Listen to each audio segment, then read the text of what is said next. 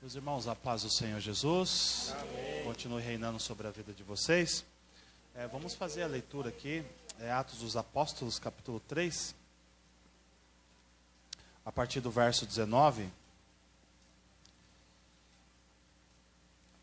Atos dos Apóstolos, capítulo 3, a partir do verso 19.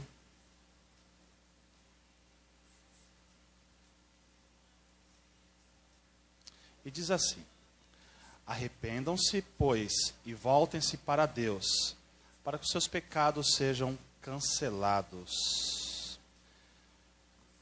Vamos orar, pedir a direção do Espírito Santo de Deus. Meu Deus, nós te damos graças por estar aqui nessa noite, para mais um momento de celebração, de adoração ao Senhor. Meu Deus, como é bom estar juntamente com a tua igreja. E neste momento, Senhor, o nosso coração está cheio de expectativa, meu Deus, para recepcionar a tua palavra. E eu peço desde já a tua bênção sobre a minha vida, para que eu possa ser fiel àquilo que o Senhor colocou no nosso coração, meu Deus. Eu oro também pela vida dos meus irmãos, das tuas ovelhas que aqui estão nessa noite, para que a tua palavra alcance o coração de cada um deles e cumpra o desejo que te agrade, meu Deus. É no nome de Jesus Cristo que nessa noite, Senhor, possa ser uma noite de restauração. Essa é a nossa oração, essa é a nossa expectativa, em nome de Jesus Cristo, Senhor. Amém, Jesus. Graças a Deus. Meus irmãos, a paz do Senhor Jesus mais uma vez, e é com muita alegria que eu me dirijo a vocês. É a primeira vez que eu venho aqui, né, conhecer essa casa, e venho com muita alegria, né, para trazer a palavra de Deus para vocês hoje.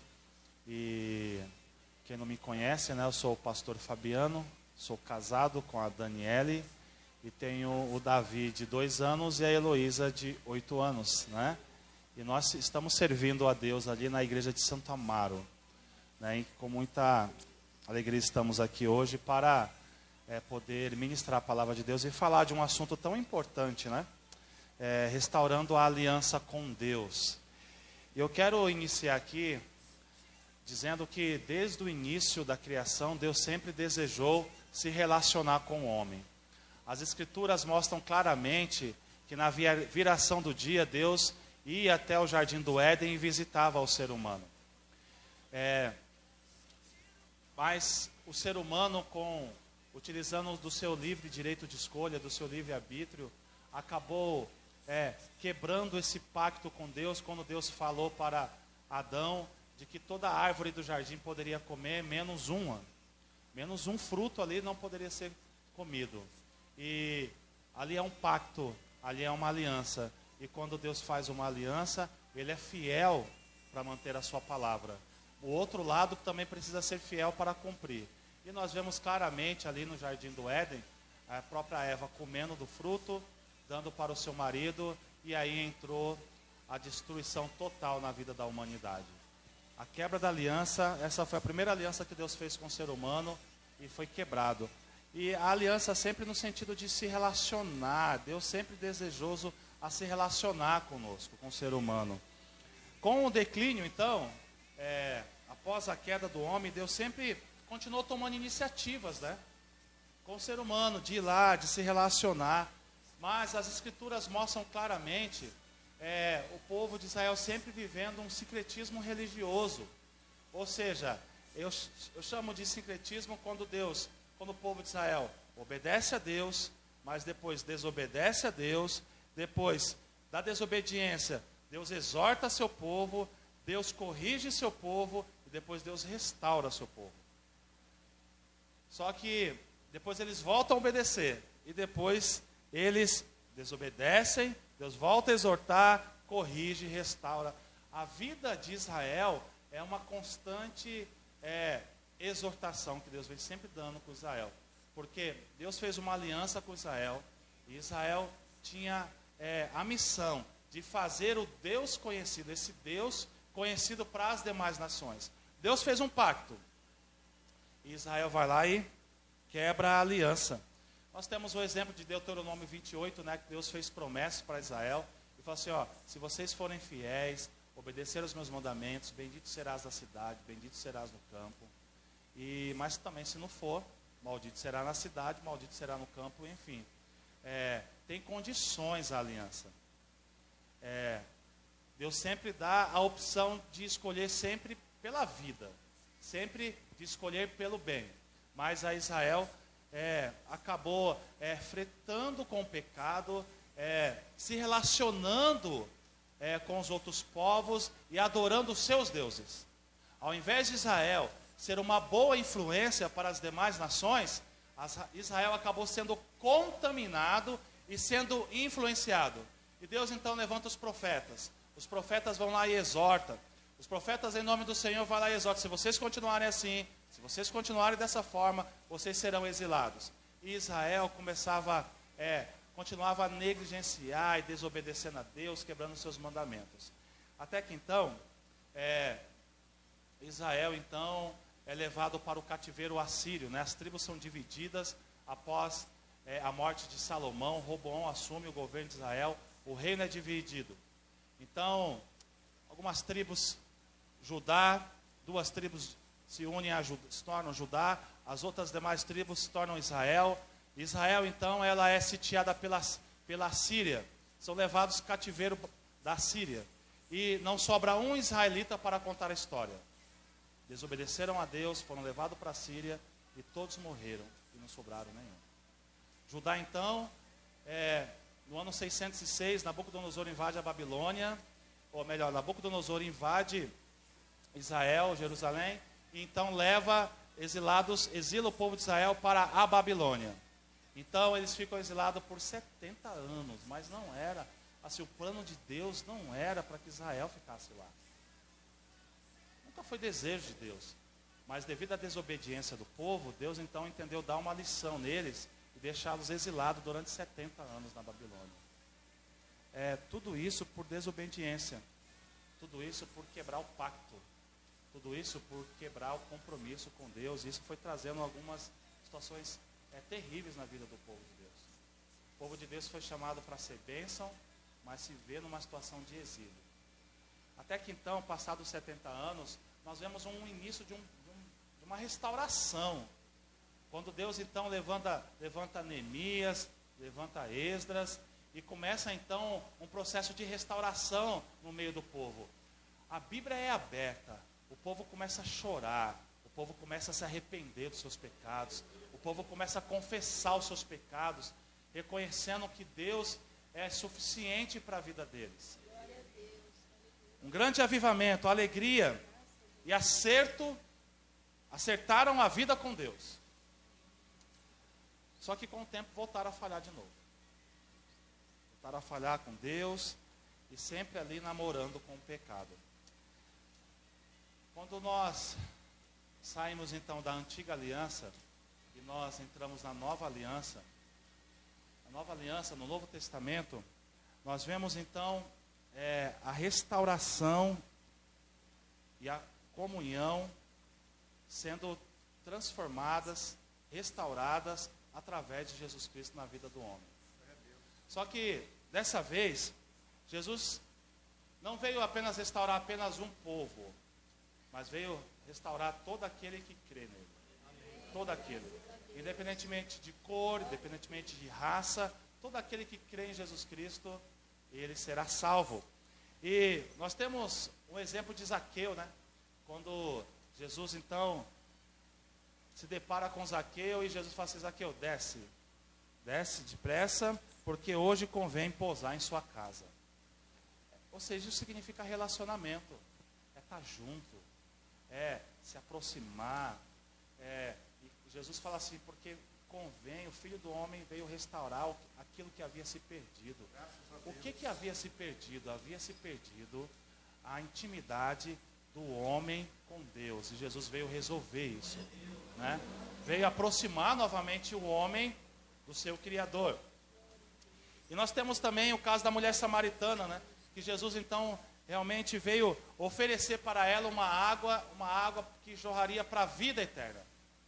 E essa água veio também para transformar e matar a sede. Porque somente Jesus tem poder para matar a sede daqueles que realmente têm sede de Deus. Somente Jesus é luz para as trevas, no meio das trevas. Somente Jesus é vida, pode dar vida para aqueles que estão mortos. Somente o Senhor Jesus. Nós temos também um excelente exemplo nas Escrituras de restauração. O texto que nós lemos é a pregação de Pedro. E Pedro, dá para entender bem restauração, porque ele sabe o que é isso. Pedro é um grande símbolo de homem constante. Pedro é o homem da espada, o homem da briga, o homem da oscilação. Ora é usado por Deus, ora é usado por Satanás, ele oscila. Às vezes ele está num momento grande de fé, de confiança em Deus, mas tem momentos que ele chega a andar nas profundezas da covardia. Assim era Pedro. Pedro, então, sempre explosivo, falava sem pensar, agia sem refletir. Pedro, então, ele cai. Pedro nega. Pedro deixa de ser discípulo. Pedro volta a pescar. Pedro volta a viver uma vida que Deus não tinha reservado para ele. A única coisa que Pedro sabia fazer era chorar amargamente, porque havia negado o seu Salvador.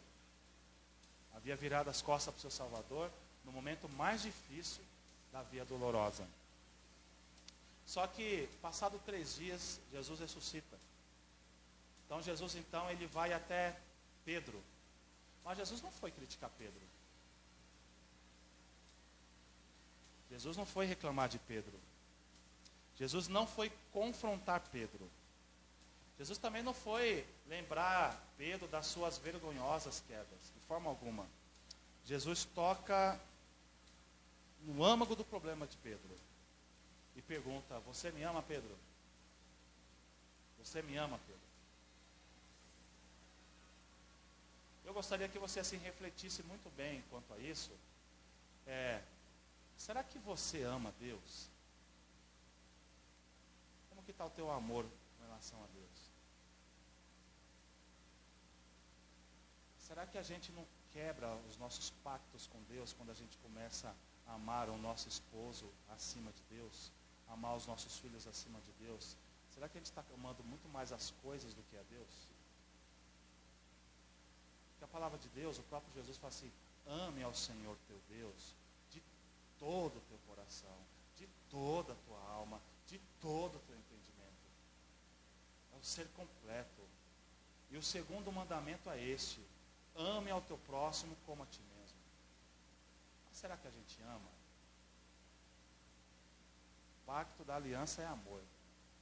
E será que a gente realmente na prática ama de verdade?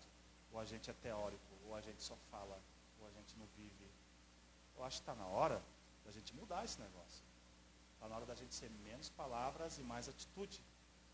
Está na hora de realmente a gente buscar, procurar colocar em prática esse amor. E entender que Deus, Ele está acima de tudo. Deus está acima do seu cônjuge, Deus está acima do seu trabalho, Deus está acima dos seus filhos, Deus está acima da sua vida, do seu ministério, Deus está acima de tudo e a gente precisa entender e viver essa essência. A gente precisa viver isso. Está no topo da nossa vida.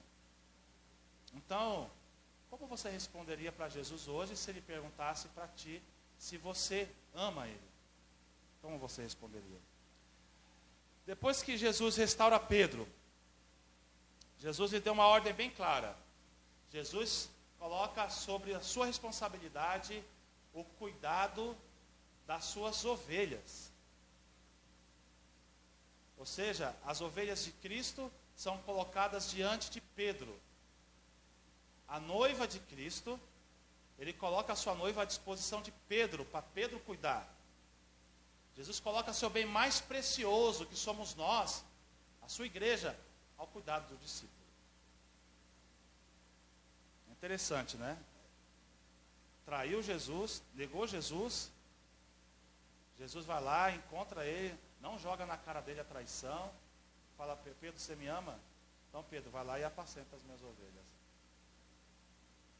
Apacenta aquilo da qual eu vim para o mundo para morrer em favor dela, para perdoar os seus pecados. Realmente é muito confrontador isso, né? Isso mexe muito com a gente. Porque Jesus aqui, ele não só restaura a espiritualidade de Pedro, ele restaura o ministério de Pedro. Pedro entende então, começa a entender então, a sua vida, o valor da sua vida, o que Deus queria dele. Mas é interessante que antes de tudo isso acontecer, Pedro andava com Jesus. Pedro comia da mesa de Jesus. Pedro aprendeu os ensinamentos de Jesus. Pedro viu o paralítico andar, coxo, Talita ressuscitar, a mulher de fluxo de sangue ser curada. Pedro viu tudo isso. Mas ele andava com Jesus, mas ainda não era convertido.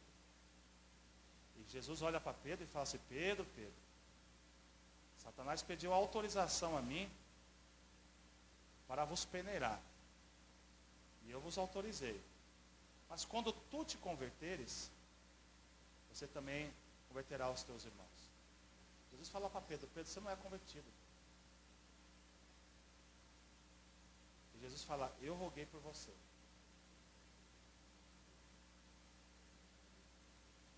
Não é duro você andar muito tempo com Jesus e Jesus fala assim: você não é convertido? Jesus olha para a gente e fala assim: você não é convertido. E aí parece que a gente assim tenta se convencer a Deus de que ele está errado, né? Se a gente não seguir aquilo que Deus propõe no pacto, a tendência é da gente cair, perecer.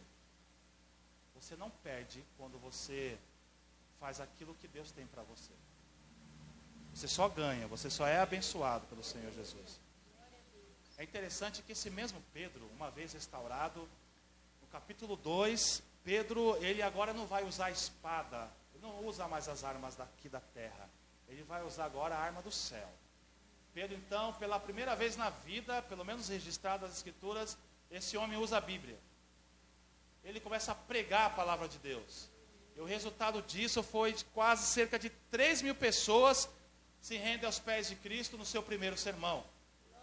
Pedro, então, usado pelo Espírito Santo de Deus, no capítulo 3, ele se depara com um coxo desde nascença. Pedro olha para aquele coxo e fala: olha, eu não tenho prata, não tenho ouro, mas o que eu tenho eu te dou. Levanta agora em nome de Jesus e anda. Ele levantou e andou e pulou de alegria ao Senhor Jesus. O que nós temos para oferecer? Ali estava restaurada a aliança, ali o negócio estava consolidado já. Pedro, cheio do Espírito Santo, usa a autoridade para glorificar a Deus e para ser uma boa influência na vida de outras pessoas, para levar as outras pessoas a viverem uma vida de restauração, uma vida de mudança de vida. E eu quero aqui com vocês refletir um pouco sobre o texto em questão, da qual nós lemos nessa noite. Algumas maneiras que Deus propõe para nós para restaurar a nossa aliança. Talvez você chegou aqui nessa noite assim muito arrasado, talvez você não esteja bem, talvez a sua vida não está ainda de acordo com Deus, com a vontade de Deus, talvez você não está vivendo aquilo que Deus reservou para você, para a sua vida. Eu penso que hoje Deus está nos dando uma nova oportunidade de a gente assim, realmente ver uma vida que agrada a Ele. Restaurar aquilo que precisava ser restaurado. Mudar aquilo que precisa ser mudado hoje. E qual é a primeira atitude que nós precisamos ter? Pedro fala aqui, arrependei-vos. Mas para nós nos arrependermos, primeiro nós precisamos reconhecer os nossos pecados. Reconhecer qual é o pecado? O que você está fazendo de errado? Quais são as atitudes que você tem tomado que tem desagradado a Deus? Para começar esse processo de restauração, se faz necessário que você tenha a convicção do seu pecado.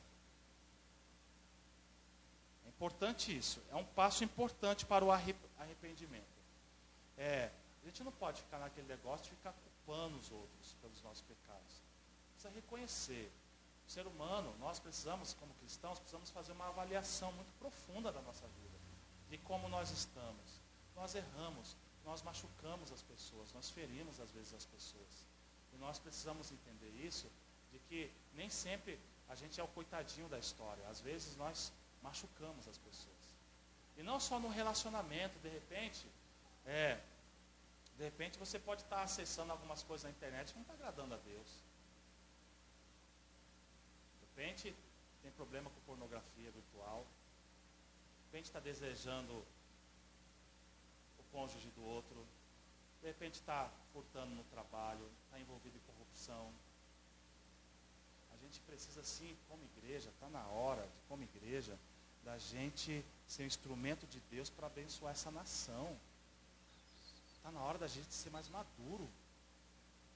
Uma igreja mais madura. A gente não pode ficar perdendo tempo com coisinhas. A gente realmente precisa entender o que Deus quer de nós e como Ele quer nos usar para abençoar essa nação que ela cheira a corrupção. Ela é venenosa.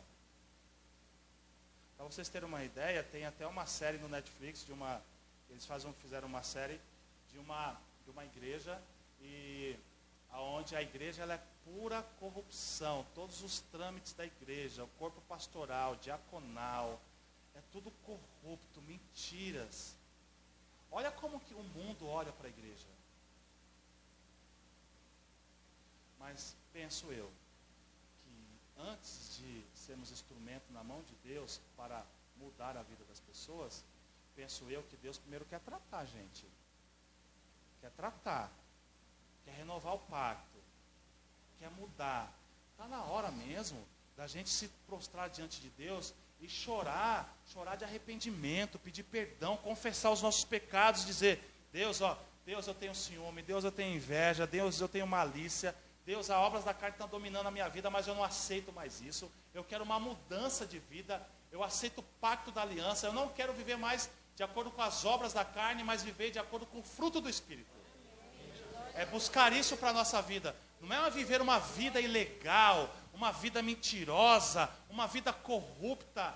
Nós precisamos deixar Deus trabalhar em nós, tirar toda a impureza, tirar todo o ciúme, tirar toda a inveja, toda a impureza que possa haver dentro de nós, para depois Ele nos usar como uma igreja forte. Está na hora de, como igreja, nós nos apresentarmos nas redes sociais como uma igreja com bom testemunho, sabe? Quando a gente postar alguma coisa nas redes sociais, postar coisas que vão glorificar a Deus e não causar escândalo. Está na hora de nós realmente nos posicionarmos diante dos nossos vizinhos, nosso trabalho, como um cristão, com uma atitude santa, porque a nossa vida não são as nossas palavras, a nossa vida são as nossas atitudes. E nós influenciamos as pessoas, não pelas nossas palavras bonitas, não pelas nossas frases prontas, nós influenciamos as pessoas através das nossas atitudes. Então está na hora de, como igreja, nós irmos para o mundo, mas sermos uma boa influência, não negar Jesus, não nos corrompemos, se tiver que morrer, que morra, mas morra honrando o Salvador Jesus Cristo.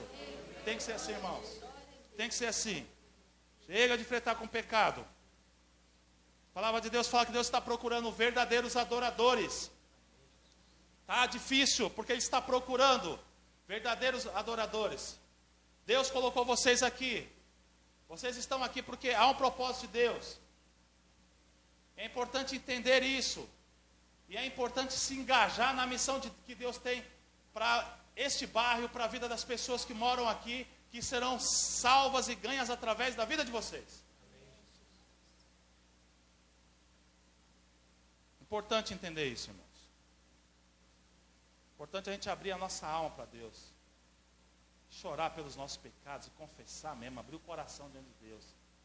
Tem hora que tem que fechar a porta do quarto e abrir o coração de Deus. Eu estou com a vida que não está legal. Eu estou com umas coisas aqui, Deus, que não está legal. Umas coisas que eu sei que não te agrada. Tira. A gente não canta assim. Eu quero ser, Senhor amado, como vaso nas tuas mãos, Senhor. Quebra a minha vida. Então deixa eu te quebrar. A gente não canta aqui na igreja? Então deixa eu te quebrar. Deixa Ele te moldar. Deixa Ele te transformar. Deixa Ele trabalhar em você para depois usar você. Então, meus amigos, meus irmãos, nós precisamos realmente reconhecer que nós precisamos melhorar a cada dia mais e arrependermos dos nossos pecados. Uma outra maneira de nós realmente restaurarmos a nossa aliança com Deus é conversão. Não adianta só se arrepender, não adianta só confessar pecado, precisa converter. Ou seja, a conversão significa quando você está andando no caminho errado. Você entende que esse caminho está errado e você faz o caminho de volta, você se converte. Meus amigos, nós não podemos ser como Pedro foi, de andar com Jesus, pregar sobre Jesus, mas não ser convertido. Jesus fala, lá em Apocalipse, em uma das cartas, ele fala, eis que estou à porta e bato. Tem igreja que prega sobre Jesus, que canta sobre Jesus, que até ensina sobre Jesus, mas Jesus está do lado de fora da igreja. Ela até pensa que Jesus está dentro, mas Jesus está do lado de fora, batendo, pedindo para entrar. Ela é teórica, falta fogo no altar, falta a unção do Espírito Santo. Ela quer ser dirigida pelas suas próprias convicções. E a igreja não é do homem. Essa igreja aqui, ela é do Senhor. Nós somos do Senhor. Nós somos do Senhor, nosso Deus. Então, é necessário tomar essa atitude de conversão, de mudança de rota. Por que será que alguns cristãos assim vivem uma vida desordenada? Por que será que alguns cristãos que já estão 30 anos, 10 anos, 20 anos, até mesmo 5 anos na igreja, 1 ano, mas não mudou nada? Não muda nada. Fala palavrão como falava antes. Vive uma vida bagunçada. Por que será? Sabe por quê? Vou dar a resposta para você. Falta se converter. É tomar vergonha na cara mesmo se converter. Vocês me desculpem, mas não dá, irmão, para a gente assim, a igreja ficar com essas coisas assim, mais de... A gente precisa realmente nos converter. Agora, se você entende que você já se converteu, você está num processo de santificação. E santificar significa cada dia mais se tornar melhor. Não pode se estagnar. Não podemos estagnar. Nós precisamos, meus amados irmãos, realmente fazer esse caminho de volta. Fazer esse caminho de arrependimento. Nós erramos todos os dias. A Bíblia fala que o pecado, porém, não domina mais sobre nós, porque quem faz parte da nossa vida é o Espírito Santo de Deus que nos selou, que pertencemos a Jesus Cristo. Então o pecado não é senhor mais da sua vida. Meus irmãos, então, vamos assim crescer mais na graça, vamos crescer mais no conhecimento, vamos crescer mais, vamos ser mais a imagem do nosso Criador. Vamos aceitar as propostas que Deus tem para nós. Muitas pessoas são infelizes, muitas pessoas andam de uma vida erradamente porque elas dizem que não querem viver a vida que Deus reservou. Será que você está vivendo aquilo que Deus reservou para você? Bom, é bom pensar. Talvez você até pensa que está certo, mas eu não sei, eu convido você a pensar mais. A vida que você vive, seja espiritual, seja no seu casamento, seja na sua vida financeira, em todos os seus aspectos, é a vida que Deus reservou para você? Quero que você reflita sobre isso. Será que não está realmente, será que tem algum vazamento aí? Repito, não somos perfeitos, mas Deus conhece a intenção do nosso coração. Será que de repente você pode correr o risco, você que é novo na fé, de caminhar anos e anos com o Senhor Jesus como Pedro e não ser convertido e ter que Jesus vir falar assim, se converta? Ainda bem que Jesus falou. Meus amigos, que Deus nos dê graça e nos ajude a crescermos sempre e nos tornarmos pessoas melhores. Glória a Deus, amém. Não dá para ficar negociando Deus fez pacto conosco. Não dá para ficar assim, negociando, se ficar namorando, fretando o pecado. Não dá para servir dois senhores. Não dá assim, não dá para ser um crente mais ou menos. Não dá. Não dá para tentar agradar os dois lados. Ou você é de Deus ou não é. Ou você mergulha numa profunda intimidade com Deus, ou você não faz isso. Você quer conhecer mais a Deus? Leia a palavra, medita a palavra, ore mais a Deus, busque constantemente, procure ter um devocional com Deus. Não dá. Satanás fica fazendo propostas para a gente negociar, sabe? Negociar a palavra de Deus, se corromper, se misturar. E hoje, nós temos muitas propostas aí. Hoje eu acredito, alguns anos atrás eu não acreditava não. Mas hoje eu acredito que é muito tranquilo que os cristãos não assistem novela. Pelo menos, eu penso que isso é tranquilo, que nós não assistimos. Alguns anos atrás eu até duvidava que alguns cristãos assistiam. E eu não estou sendo irônico, eu estou falando de verdade. Porque um cristão que tem maturidade, quando ele começa a assistir uma novela, não dá, a gente não aguenta, repulsa aquilo. O que você está assistindo na sua casa? O que seus filhos estão assistindo? O que você está deixando entrar dentro da sua casa? A gente começa assim, o que você está assistindo sexta-feira à noite? Sabadão já. E aí, o que você está assistindo? Então, a gente tem que tomar cuidado com aquilo que está entrando dentro da nossa casa. Está influenciando a sua vida, a sua espiritualidade, os seus filhos.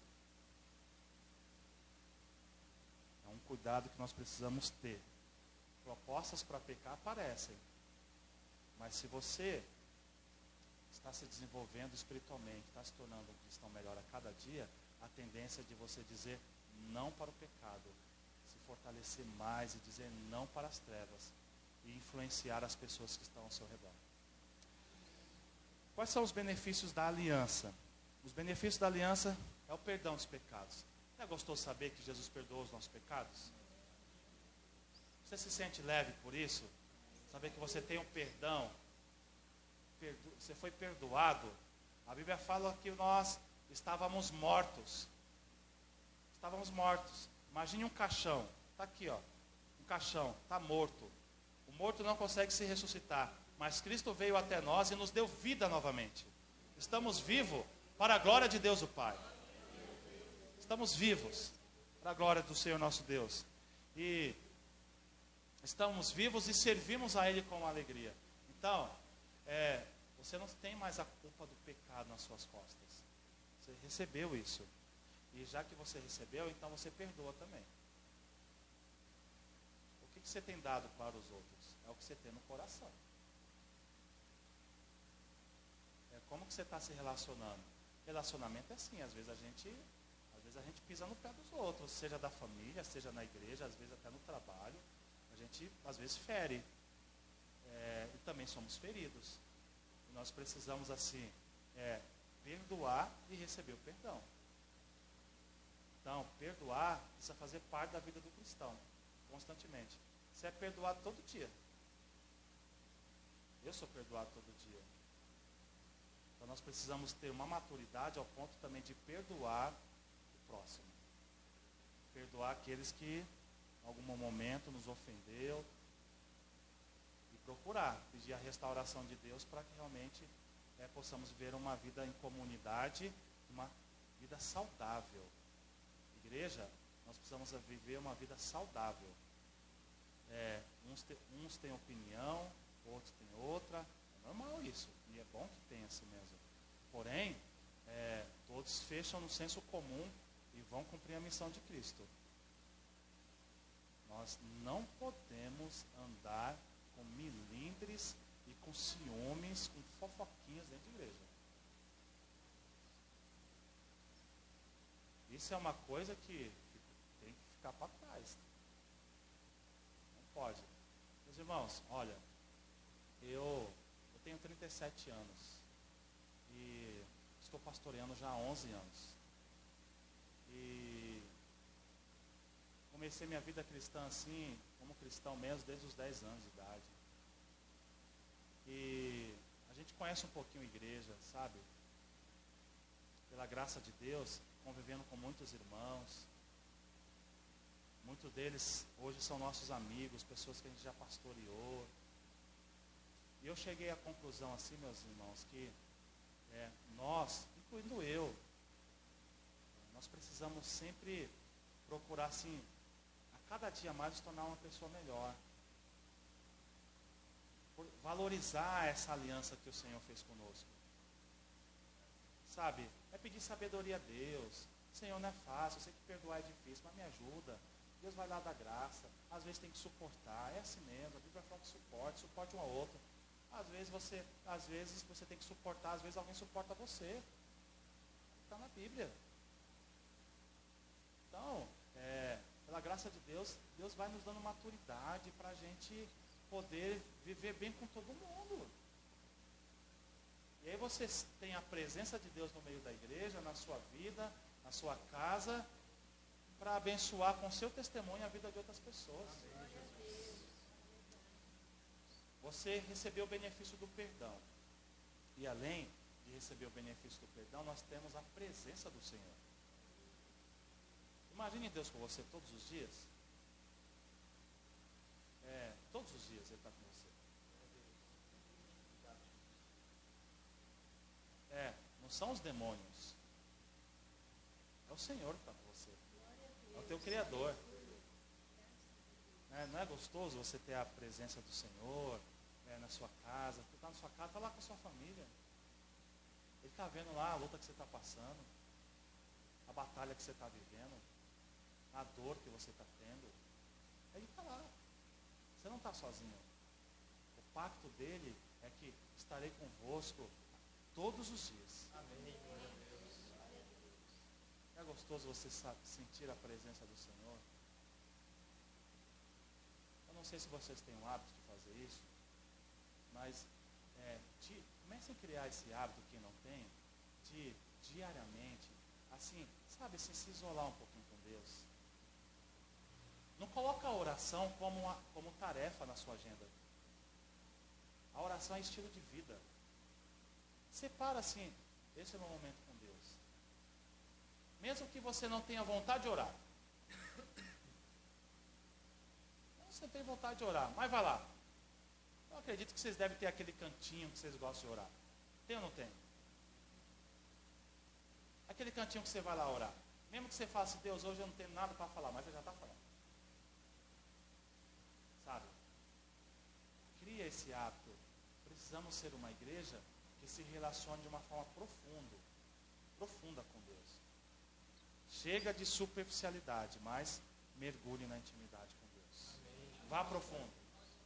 Você tem a presença de Deus todos os dias da sua vida, te acompanhando, te ajudando, te fortalecendo, vendo seus dramas, vendo suas dificuldades.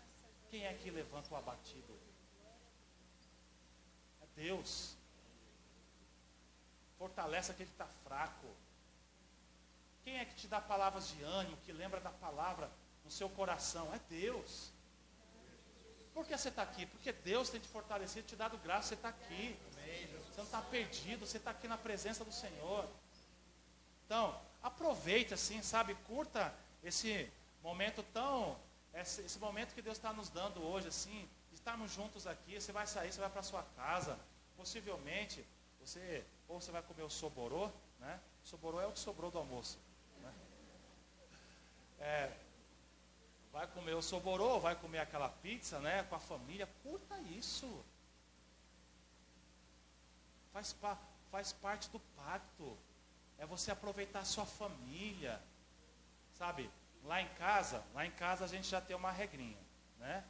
Então assim, a gente come na mesa, janta na mesa. Quando está todo mundo em casa, janta na mesa. E celular fora da mesa. Celular isolado. E aí, imagina, eu tenho um menino de 2 anos, que é o terrorzinho, né? E aí ele provoca muito a irmã, que é de 8 anos. E assim, aí a gente ontem à noite, chegamos em casa e, vamos comer pizza? Vamos, né? vamos comer pizza. E aí, foi lá, do tempo, todo mundo tomou banho e tal, e vamos lá. Foi lá, pedi a pizza, liguei, chegou, e ele me acompanha, né? Vamos lá. Ele tem que ir comigo, quer levar o cartão de crédito. Olha a autoridade dele, né? Se descobrir a senha um dia, eu estou arrebentado. E aí fomos lá, pegamos a pizza, e ele já cumprimenta o rapazinho da moto, assim, olá, né? E ainda ele quer levar a pizza. Eu falo, tá quente, Davi, tá quente a pizza. E ele quer levar a pizza. Aí eu vou lá, meio que enganando ele que ele tá levando a pizza, né? Chegamos, pegamos a pizza, chamo minha filha, a minha filha meia já assim, sabe, aquele tá naquela fase de adolescência. Não, pai, eu vou pro quarto. Aí a mãe fala assim, senta. E aí, meu amigo, até eu que estou sentado, dou uma tremidinha, sabe? A autoridade da mulher já, e vai lá, senta. E assim, é tão gostoso. Aí a gente come, aí meu filho derruba suco na mesa, e a gente ri, brinca, come, sabe? Eu fico pensando assim, ó, isso é bênção de Deus. Então, assim, não reclama, curte. Talvez você não esteja passando por um momento tão bom financeiramente como você gostaria, mas aproveita a presença da sua família, sabe? Perdoa dentro de casa, aproveita o momento assim, curte, sabe? Curte mesmo, abraça, beija, conta piada, glorifica a Deus, ora, sabe? Então, quando a gente começa a orar lá em casa, lá, o meu filho só fala assim, amém. Né? Em nome de Jesus, ele, amém. Então, aproveita, antes daqui a pouco vocês vão sair, vão para os seus destinos. Então, assim, seja o que vocês forem comer hoje à noite, vocês vão fazer. Mas, assim, lembre que esse é um momento que Deus reservou para você. Sabe? Reservou para você. Então, aproveite, curta e vá dormir em paz. Eu quero dizer para você, que está nessa noite, que não tem dormido. Não tem dormido. Que você possa, a partir de hoje, dormir em paz. Que a palavra do salmista se cumpra, em paz também me deitarei. Porque só tu, Senhor, me faz repousar seguro. Em nome de Jesus. E viva os pactos que Deus fez com você. E eu só quero terminar aqui dizendo para você que um dos benefícios dos pactos não é só viver uma vida de acordo com a vontade de Deus aqui nessa terra, mas também a vida eterna. Vida eterna. Nós iremos para o céu. Nós iremos para o céu, nós veremos nosso Senhor e Salvador Jesus Cristo.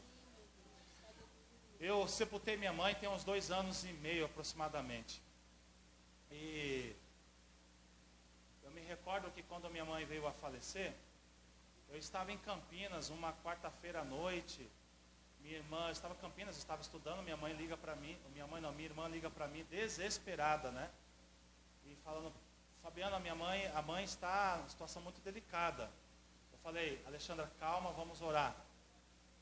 E nós então, e eu orei, ela orou também, falei, Deus, cumpra a tua vontade, seja o que o Senhor quiser. E quando foi quinta-feira já de madrugada, ela veio a descansar no Senhor. E eu então, assim, muito sentido, né? Saí do quarto, peguei minha mala, me despedi dos meus colegas e voltei para São Paulo. Já fui direto para o Hospital Pérola Byton, para todos aqueles procedimentos chatos, né? Mas que são necessários. E me lembrei muito bem quando eu estava já velando a minha mãe. E eu olhei para ela e pensei ali, vi minha irmã dando um beijo nela. E eu pensei assim, eu não vou beijar minha mãe. A última lembrança que eu quero ter dela é quando eu beijei ela no hospital, antes de viajar. Beijei ela, me despedi dela e vou vê-la no céu quando Jesus voltar. Há promessas até para aqueles que dormem no Senhor. Dizem que existe jeito para tudo, até para a morte. Desculpa, respeitosamente discordar. Existe sim. O servo de Deus que descansa no Senhor, há promessas de vida eterna. Há promessas de que um dia veremos o Senhor Jesus face a face. Aqueles que morreram no Senhor vão ressuscitar e vão ver o seu Senhor e Salvador Jesus Cristo. e reinaremos por 1000 anos. E depois de 1000 anos, depois passado o milênio, Deus vai mudar isso tudo aqui com novos céus e nova terra. E reinaremos com o Senhor nosso Deus eternamente. Amém, glória a Deus. Irmão, não vale a pena ser crente, fala a verdade, hein? Eu não me iludo com essa vida não, eu tento curtir ela o máximo que eu puder, que Deus me dá de oportunidade, mas assim, sempre com a cabeça na vida eterna quando Jesus voltar. Então, eu quero terminar aqui dizendo para vocês, continue sendo sempre fiéis, como vocês têm sido, buscando ao Senhor. Ele continuará ajudando vocês. Se tem alguma coisa que precisa ser restaurado nessa noite, mudado na sua vida, na hora da oração, quando o pastor Zé Nilson estiver ministrando aqui, assim, com fé, confia que o Senhor vai restaurar. Deus não colocou esse tema à toa não, irmãos. Ele tem seus propósitos, Deus tem seus meios, o porquê de tudo isso. E que na hora da oração, você receba da graça e da bênção do Senhor e da restauração no nome de Jesus Cristo. Deus abençoe, irmãos.